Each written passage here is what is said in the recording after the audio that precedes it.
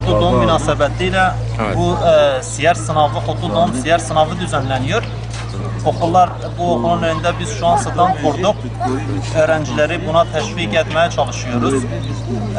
Şimdiye kadar Peygamberimizin hayatını okumayan öğrencilerimiz en azından bu sınav sayesinde hayatını 2-3 kez okumuş olacaklar. Bu sınavda teşvik amacıyla ödül var. Türkiye geneli ilk 80'e girenlere Türkiye geneli gezi bedava. Ayrıca il genelinde birinci olana tam altın ödül veriliyor. Bu ödül sayesinde biraz daha teşvik oluyor. Nisan ayı da Peygamber Efendimizin doğum ayı olduğu için özellikle bu sınav uzun bir süreye yayılmış. Sınav tarihi 26 Mayıs'tadır.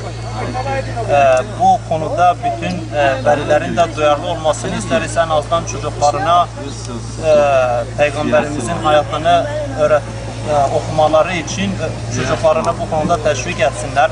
Kendileri de buna katılsınlar. Hem kendileri için faydalı olur hem aileleri için. Çocuklarımız küçük yaştan itibaren peygamberlerini tanımaya başlasınlar. Biz bunu istiyoruz. İnşallah bu konuda başarılı olacağız. Allah'tan yardım istiyoruz.